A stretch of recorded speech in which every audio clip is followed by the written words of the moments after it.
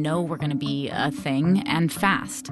I'm Kat Lonsdorf, a general assignment reporter for NPR, and I spent much of the past year covering President Trump's National Guard deployments.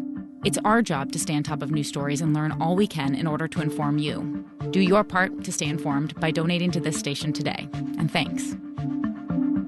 And here's how you can do that, by calling 888-376-9692 or pledging your support right there online at WNYC.org, or you can do it in the WNYC app.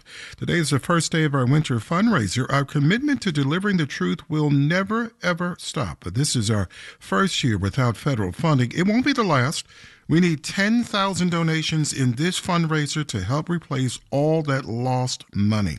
And it will take all of us to do that. Start a monthly gift or add $3 a month to the one you already have. Click the donate button at WNYC.org or simply call 888-376-9692. Good morning once again. I'm Michael Hill. With us is Gabrielle Jones from our newsroom. Gabrielle, good morning. Good morning, Michael, and good morning to you. The best way to help us get to that goal Michael talked about is by helping us meet this wonderful $25,000 challenge that we have on the table.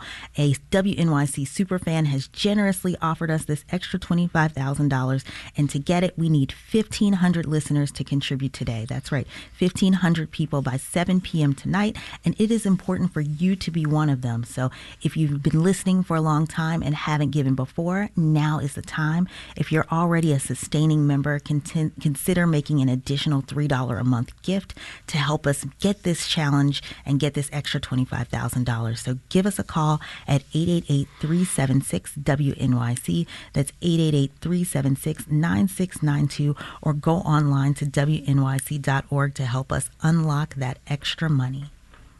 A whole lot of ways, as Gabrielle mentioned there, for you to support what you value. We're asking you to do it right now. Go to WNYC.org or look for the donate button there in the app, or simply call us 888-376-9692. You deeply value the news you hear on WNYC. You've listened during fundraisers just like this one and thought, yeah, I really should give something to WNYC. You know what? It's time to stand with WNYC and do it right now.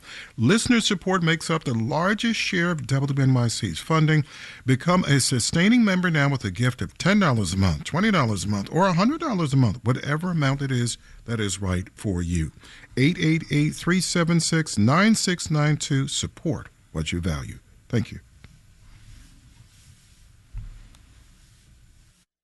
WNYC receives support from Neon, presenting Epic, Elvis Presley in concert, from director Baz Luhrmann. Lost footage of Elvis's 1972 residency is being shown for the first time, now playing in IMAX and in theaters everywhere February 27th. The new museum, dedicated to new art and new ideas, opening its expanded building on the Bowery on March 21st with the exhibition New Humans, Memories of the Future. Tickets at newmuseum.org.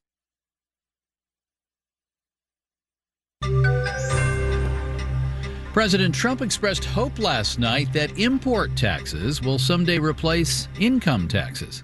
Marketplace Morning Report is supported by Amazon Business, dedicated to helping businesses save time on office tasks and empower leaders with business buying solutions that support teams to focus on growing the business.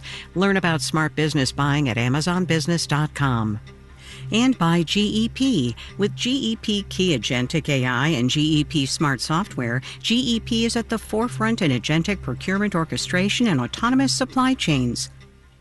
I'm David Brancaccio in Los Angeles. One piece of last night's State of the Union address, President Trump defending unpopular taxes on imports, his much higher tariffs, many of which were found to be illegal by the Supreme Court last week. Marketplace's Nancy Marshall-Genzer has more on that. With 4 Supreme Court justices sitting just feet away, President Trump condemned what he called the court's unfortunate involvement in last week's tariff case when it declared that his sweeping reciprocal tariffs are illegal. The president said that now he'll just use his remaining powers to impose import taxes, insisting that, quote, almost all countries and corporations want to keep the deal that they already made. The president also claimed that tariffs will replace income taxes and that Congress doesn't have a role to play in the tariff laws he'll now rely on. They're a little more complex, but they're actually probably better, leading to a solution that will be even stronger than before. Congressional action will not be necessary. It's already time-tested and approved. But Trump will need lawmakers' support. Last week, the president imposed 10% global tariffs under a part of the trade law he hasn't used before, known as Section 122. Trump says he'll raise those tariffs to 15%, but the Section 122 duties will expire after 150 days unless Congress extends them. Earlier this month, there were bipartisan votes against Trump's tariff policies. I'm Nancy Marshall-Genzer for Marketplace. Imagine if you had invented a new and improved bicycle pump, which sold nicely just to bike owners. Then the world changes when bicycle pumps are found to be the power source driving the whole economy.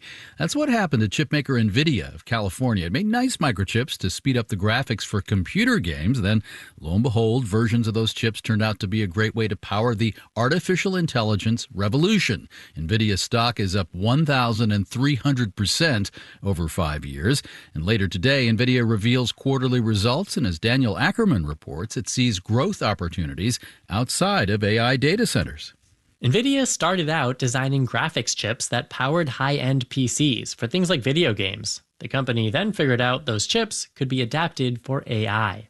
It just had the right technology at the right time. Jacob Bourne is an analyst with eMarketer. I mean, NVIDIA has just crushed the AI data center market. That is really what has pushed it to become the world's most valuable company. And while the AI boom has been very, very good for NVIDIA, Matt Bryson, managing director of hardware and semiconductors at Wedbush Securities, says investors are starting to wonder, is there the potential that competition changes that dynamic? Competition from, say, AMD, another chip maker that announced a partnership with Meta this week. Google and Amazon are designing data center chips of their own.